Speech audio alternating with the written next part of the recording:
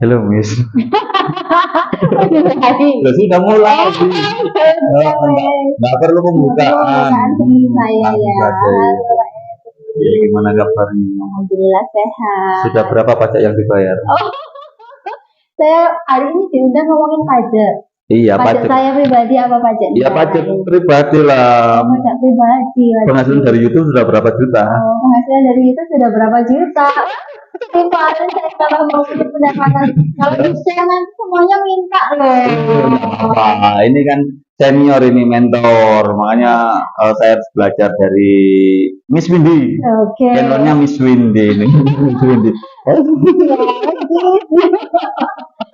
Windy. Oh, Mrs. Windy ya, Mrs. ya. Iya dong, saya sudah punya anak nih. Oh, gitu. Mau tahu ya bedanya Miss sama Mrs. Iya, tapi saya nggak pengen tahu itu sih. Hari ini pengen tahu penghasilannya sudah berapa juta dari monetisasi YouTube ini. Wah ini kemakan saya sepertinya ya. Karena selalu saya pamer wah penghasilannya banyak lo enak lo lumayan Iya. padahal. Tapi terima kasih. Dari di pamer itu saya jadi tulisan dan terbit di Kompas loh itu. Oh gitu ya. Enggak. Betul. Ya, ya, ya harusnya Bu Windy ini yang bayar saya. Kan sudah dapat penghasilan dari YouTube besar. Oke. Ngomongin masalah penghasilan dari YouTube nih. Bayar pajak kan sudah? Bayar pajak tidak ada pajak dong. ASN, YouTuber. Loh ini gara-gara ketidaktahuan ya sebenarnya. Oh iya, makanya pengen tahu nih. Saya pengen tahu. Saya pengen tahu. Kan sekali-kali biasanya kan saya datang di channelnya Windy. Nah sekarang ini kan saya undang, kan ingin tahu berapa penghasilannya. Kemudian sekarang sudah beli rumah berapa mungkin dari YouTube. Dari itu mobil berapa? Sudah mobilnya bisa ganti apa gitu loh. Gitu ya. Ya teman-teman yang lain mungkin termotivasi. Ya. Yang satu lagi Gimana? apa ya? Tema channelnya Mas Windy sebenarnya kemana sih arahnya itu? Arahnya itu ya. Nggak berarah. Yang penting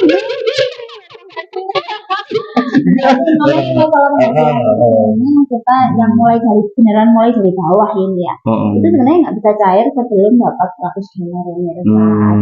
Dan untuk mencapai $100 itu ternyata buat orang-orang bawahan seperti kita yang nggak punya subscriber, yang nggak punya channel, yang bisa mengundang artis mahal, itu kan gratisan semua. Jadinya gitu. Jadi itu semuanya memang berproses Pak Eri. Jadi mulai dari 1 subscriber hingga sekarang masih sedikit sekali. Berapa ribu? Masih 3.000. Wes 3.000. Saya nggak sampai 1.000 loh ini. Gak apa-apa, tapi Pak Eri kan luar biasa. Baru 2 hari langsung 1.000 subscriber. Ini 2020 loh nih. 2020 ini channel YouTube ini baru 990 sekian. Tapi baru aktif kemarin-kemarin ini kan. Iya, aktif di bujuran saya untuk dapat monet. Oh no. Karena kan kita beda visi nih channelnya nih. Kalau ini kan channelnya apa sih teman apa sih itu bingung ini. Apa namanya itu? Oke, baik. Nanti dikira saya penghasilannya sedikit. Iya belum tahu tadi ya. Penghasilan. Penghasilan dari YouTube itu banyak sekali syaratnya Mbak Eri. Sampai sekarang memang belum bisa cair. Kenapa? Karena belum memenuhi target $100. Minimal $100. Satu itu karena Pak Eri sebentar lagi mungkin bisa daftar monetisasi karena apa? Minimal kan 1.000 subscriber. 500 sekarang.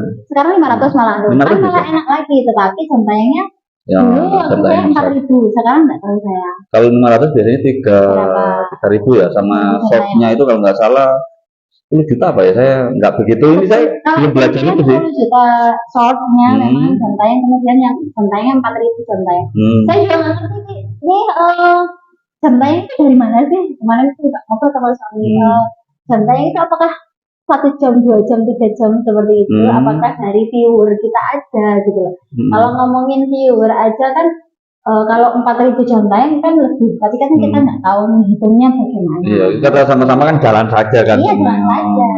Kalau memang channel ini kemana sih arahnya gitu ya? Oh iya. Awalnya nih Pak Erik, awalnya sebenarnya hanya untuk save data aja. Satu yang pertama itu. Yang kedua ingin pembelajaran. Awalnya itu. Tapi begitu termonet, konten-konten. Oh, di video saya itu kan campur aduk nggak tahu kan, jadinya nggak bebas. Nggak apa-apa wes, karena suami juga mendukung sih, nggak apa-apa, yang penting diupload aja gitu. Akhirnya memang nggak ada arahnya, tapi memang tujuan awal waktu buat itu belum kenal monetisasi, terus belum kenal ini itu, memang awalnya hanya untuk pembelajaran saja. Pembelajaran atau memamerkan keluarga seperti artis-artis yang papan atas, kehidupan keluarga gitu. Enggak. Kalau Mbak Eri lihat YouTube saya yang paling awal itu pembelajaran dari sekolah. Itu sudah tahun berapa itu awalnya itu. Awalnya dari itu saja. Terus karena ternyata bisa daftar monet nih, sudah subscribernya gini, terus suami saya nggak tahu apa-apa sih sebenarnya, tapi suami itu yang daftarin dan sebagainya. Saya hanya tinggal milih aja, terus jadi gitu. Tapi yang kita kan bukan artis populer ya, yang sekali upload langsung 1 juta penonton, berapa ratus ribu kali kita terakhir cuma 5 ya Mas Enda. Karena artisnya sebenarnya, karena pencapaian itu kan akhirnya kita bahagia. Satu itu Pak Eri, ketika saya pamer, aku dapat ini. Ketika tahu sebenarnya 1000 jam tayang gitu dari shot misalnya 1000 kali ditonton gitu, kita hanya dapat 10 rupiah, 100 rupiah, hanya dapat 100 rupiah. Dan kita sehari itu mungkin kalau nggak berproduksi gitu ya, itu ya memang nggak dapat apa-apa. Misalnya nggak ada pengiklan yang lewat, itu juga kita nggak dapat apa-apa. Kalau dipikir cari uang ya non kan sepertinya, tapi ada kesenangan pribadi. Kalau saya kepuasan ketika yang 1000, 2000, wah senang gitu kan. Iya, wah enak loh, setiap bulan dapat ini kan. Mungkin 2000 hanya 3000 rupiah saja. 3000 rupiah. Dengan penghasilan itu video yang ditonton sudah 400. Oke. Ya. Sebenarnya kan untuk pendidikan juga. Kalau saya sebut ke anak-anak itu kan apa sih cita-citanya YouTuber dan sebagainya. Nah, kita mencoba untuk belajar bagaimana hidup di media sosial juga. Sehingga ketika ada anak-anak itu menyampaikan, Pak saya ingin jadi selebgram mungkin dari YouTuber, dan kita punya pandangan ini loh ternyata tantangannya seperti apa yang kamu lakukan. Dan kita sudah pernah melakukan. Hari ini kita melakukan itu sebenarnya ya karena kita guru ya kembali ke anak-anak, bagaimana kita itu bisa menularkan ilmu ini ke anak-anak juga. Karena nggak banyak sekarang itu kan nggak banyak itu cita-citanya dari dokter, nggak banyak gamers, kemudian tiktokers, pokoknya terus semuanya. Ya, dan memang untuk mencapai sesuatu itu kan nggak mudah ya, nggak mudah. Meskipun kalau melihat youtuber yang ada di TV, mesti mereka kan sudah sukses terlebih dahulu gitu loh. Ya, apa Halilintar, kemudian Raffi Ahmad, ya mereka banyak penghasilannya dari hanya misalnya mengupload satu video aja. Bahkan kehidupan pribadi mereka mungkin hanya jalan kaki aja sudah ratusan ribu yang nonton. Tapi kan kita juga perlu cari-cari konten seperti itu. Kadang kalau malah ya nggak konten, apalagi kalau banyak pekerjaan aja. Tapi ya itu coba ada kepuasan dan kesenangan tersendiri ketika yang nonton kita itu banyak. Meskipun yang diinganu kan bandengan. Iya, yang bandengan. Karena di video saya ketika saya lihat kalau pembelajaran ada yang nonton.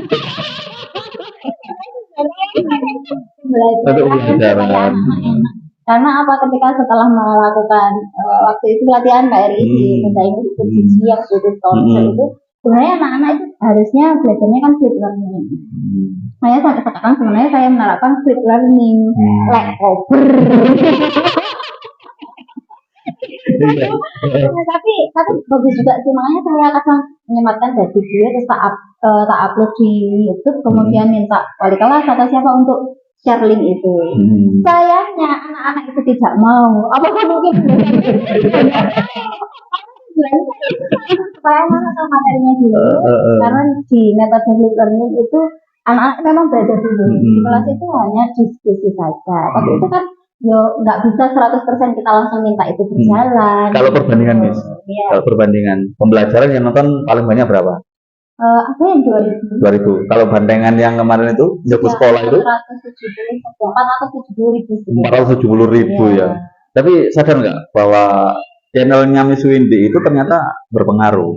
Kenapa? Jadi sekolah-sekolah yang dulunya tidak membolehkan bandengan, Ya, sekarang ini sudah boleh membolehkan bandengan. ya. Gara-gara apa? Karena ini. Kan dulu kita aja yang membolehkan bandengan itu kan. Iya sih, Sebenarnya sekarang hampir semua sekolah itu boleh dengan batasan itu. Ini tapi kan ya bagus karena kita mengembangkan kesenian tradisional itu kan itu juga. Nah, jadi pengaruhnya kan bukan hanya sekedar uang, tapi Ya. bagaimana pengaruh terhadap hal demikian itu. Karena memang kalau saya lihat undangan itu terutama yang tentang Krishna itu Pak, zamannya Krishna Abdi kan itu. Iya, Pak. Tahu ya. Yang Setelah pandemi kayaknya itu. iya kayaknya itu memang banyak sekali komentar positif. Banyak sekali yang mendukung. Nah, ini sekolah yang mengembangkan budaya. Ya memang betul sekali sih, mungkin mereka baru lihat. Dan sampai sekarang itu saya juga heran. Hanya satu video itu yang berkembang, Pak. Yang lainnya enggak ya? Enggak. Yang berkembang itu bandengan dan yang paling berkembangnya hanya video itu. Karena memang kalau saya pribadi melihat anak-anak bandengan ini mengalami penurunan. Kalau menurut saya ya, karena saya awalnya juga nggak suka bandengan, apalagi di keluarga yang notabene itu kan menganggap anak nakal, terus gitu kan. Akhirnya nggak suka, tapi begitu melihat anak-anak itu, akhirnya tertarik dan suka. Bahkan melihat anak-anak bandeng itu tadi banget begitu loh, lucu banget begitu loh. Itu apa ya? Apa gara-gara ada saya ya itu ya? Kenapa? Yang sampai itu ada saya sama Polsek enggak ya? Yang dikasih komentar. Soalnya siswa saya yang di sana itu Iya. di screenshot Pak sama masuk itu di bandengan. Iya. Ini loh. Iya betul gitu. Apa PGSI kalau nggak salah. Iya, ini loh. Betul. Aku hari ini anak-anak mempersembahkan bandengan itu dan memang diawali dengan Pak Fida sama Pak Eri yang ngomong bahwa itu nggak apa-apa, sah-sah saja kan gitu gitu. Karena ini juga kesenian gitu. Dan sekarang itu per harinya itu minimal 1.000 yang nonton. 1.000 masih 1.000 ya? Per hari ini minimal segitu. Ketika saya lihat misalnya hari ini 460.000 gitu, besok sudah 461.000. Tapi hanya satu video. Soalnya yang nonton kan anak-anak biasanya. Yang anak saya itu kan nonton pakai apa namanya nih? Pakai suara itu voice ya, bandengan gitu kan. Yang mungkin kan punyanya Miss Windy. Mana kalau kaget tuh, papa kok di kono gitu. Itu kan sekarang bisa pakai televisi ya YouTube ya. Itu macam itu biasanya. Makanya selalu naik dan konten yang baru. 10 Pertama belajar itu minim sekali anak-anak. Padahal ya memang sih sekolah kita kan kecil ya Pak ya. Maksimal muridnya mungkin 20, 17, 21. Ya sudah memang yang nonton akan itu saja. Tapi menurut saya tidak masalah karena itu kan memudahkan saya untuk pembelajaran juga. Betul. Ketika anak-anak memang beneran nonton, ya mereka akan beneran bisa dan bisa dilakukan. Tapi ketika ditanya ada yang nonton, tidak. Gimana ya, tetap kurang. Tapi ya nggak masalah sih, itu memang resiko kerja kita kan dengan ini anak-anak dan lain sebagainya. Tantangannya di situ ya. Iya, Tantangannya di situ. Makanya ketika ngomong YouTube-nya ini apa sih kan beda dengan Pak Eri. Pak Eri kan khusus masalah ini misalnya topik ini. Gitu. Ya saya kan obrolan warung kopi kan, sebenarnya ngopi-ngopi saja apapun, tapi kan ya ngobrol saja nggak ada pembelajaran. Cuman yang mengkritisi pembelajaran ada kan gitu kan. Tahu dulu ada podcast semacam ini ada. Orang pakai sepeda motor ada, kucing ada.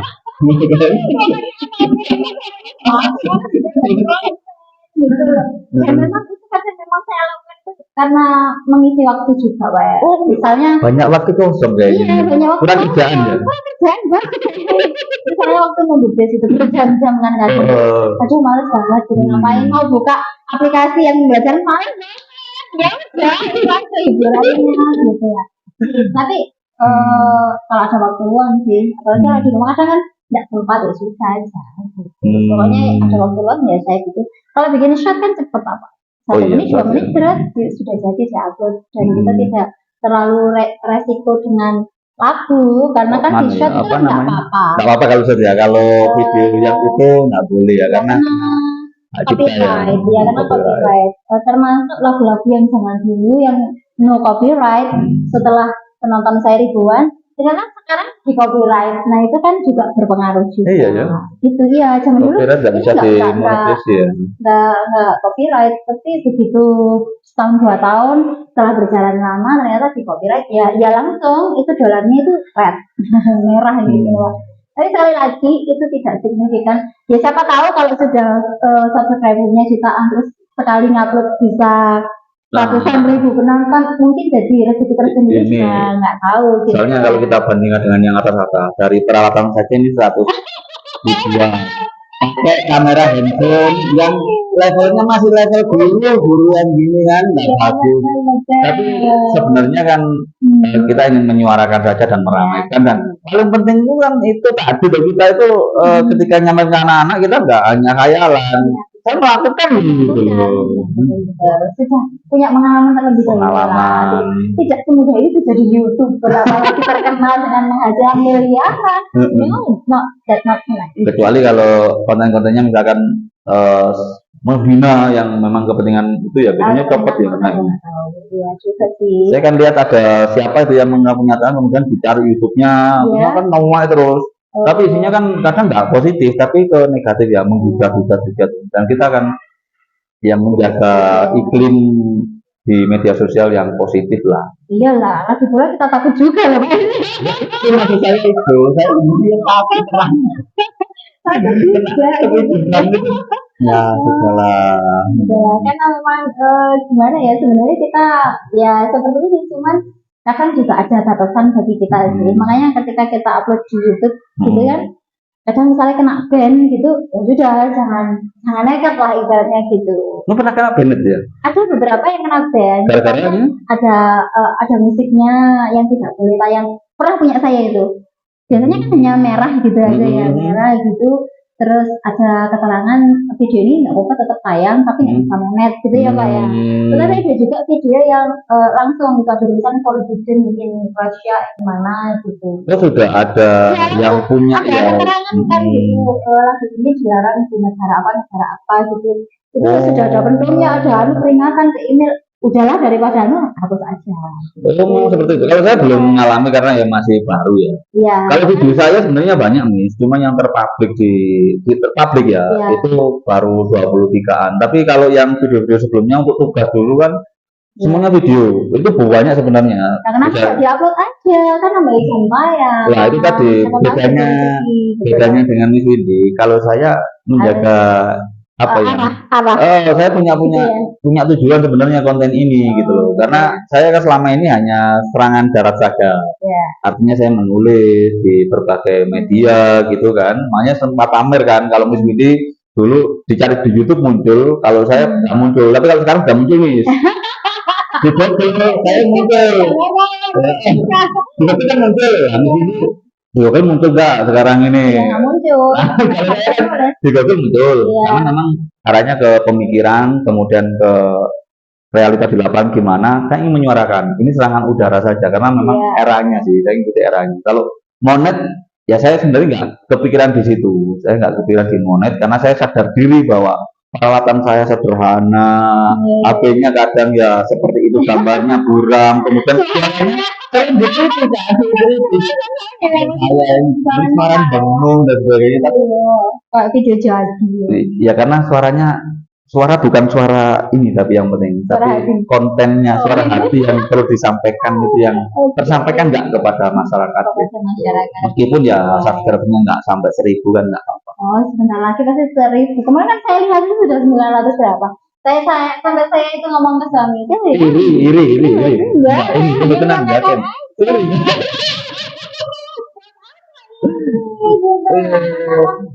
Berbeda konteks juga. Enggak, tetap kalau masalah ini saya di bawahnya Miss Windy lah. Saya junior. Untuk menyampaikan 3.000 itu kayaknya saya untuk 1.000 saja kayaknya enggak tahu ini berapa tahun lagi harus 1.000. Miss Windy sudah berapa tahun? Saya sudah berapa tahun? Mungkin sehari hanya nambah 1 subscriber. 2 subscriber ya nggak apa-apa kan memang berjalan gitu nggak mau yang semuanya instan akhirnya juga nanti pergi semua gitu kan ya sudah wis biarin apa adanya gitu nggak ada yang nonton nggak masalah gitu kan tapi nggak bisa ya konten keluarga juga kadang ada rega ada kegiatan saya ketika saya pergi kemana gitu ada Tia juga nggak masalah gitu. Tapi kok bisa ya Mas ini ngomong-ngomongan ya jumlah subscribernya katakanlah 3.000 tapi yang nonton kok 5, 2 gitu ya.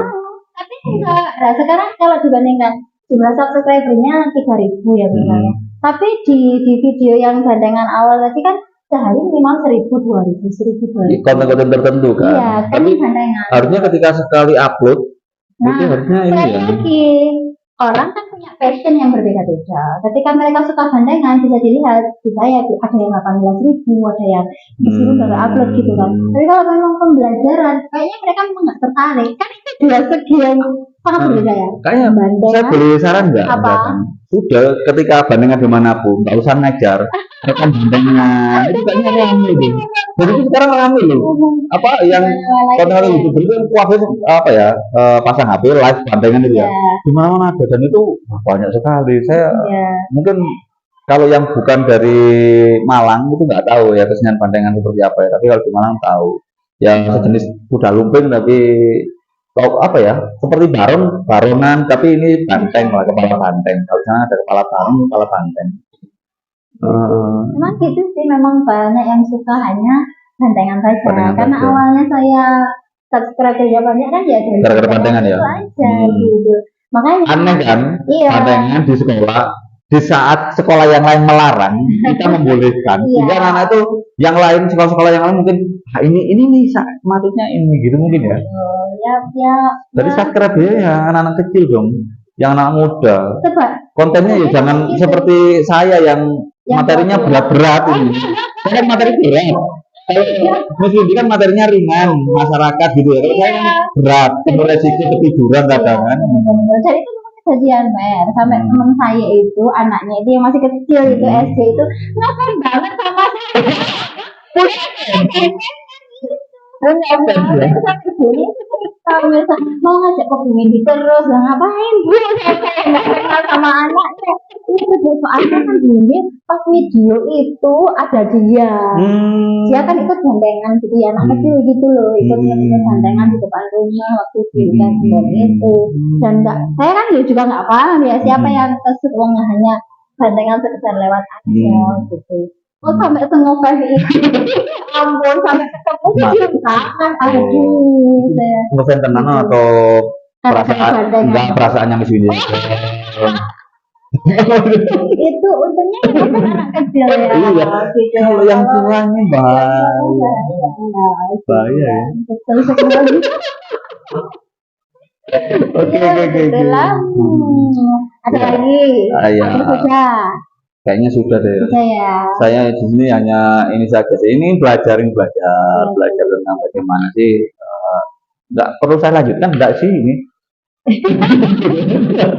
Kan ingin ini menggali lah lebih dalam bagaimana. Tapi bukan hatinya Miss Windy yang jelas yang ingin saya gali. Bagaimana menjadi YouTuber yang memulai. Ya saya harus mengakui bahwa konsistensinya itu bagus dibandingkan dengan saya. Konsisten, istiqomah. Padahal saya juga nggak konsisten, saya kalau ada waktu aja saya. Konsisten apapun itu jadi konten gitu loh, maksudnya di situ. Saya kan nggak bisa seperti itu, dan nggak bisa semuanya langsung saya upload. Saya ini konten ini menurut saya beberapa kali berbeda nggak gitu kan? Saya masih ada ukuran itu kan. Jadi kalau misalkan kayaknya nggak penting kayaknya salah itu. Tapi kalau sendiri kan nggak. Itu kan itu konsistennya di situ. Saya harus belajar bagaimana ya caranya biar konsisten semacam itu. Ya. Nah, ini kan topiknya berat-berat gitu ya. Jadi memang harus berarti konsistennya harus lebih berat lagi. Kalau saya kan ada apa aja udah video, mau ada kondangan di kakak saya udah Penyanyi video aja bisa gitu. Dan kalau menurut saya senyampang itu tidak bermasalah, tidak menjatuhkan orang, tidak menyakiti seseorang. Saya tanya sekarang, kalau seperti ini kan saya izin dulu, bisa nggak? Kalau Miss Windy mengambil video, itu tanpa sepengetahuan orangnya atau izin dulu? Kalau saya tergantung Pak, tergantung. Kalau itu kena masalah nggak? Tidak. Karena apa? Kalau orang menuntut, nah itu kok saya di situ.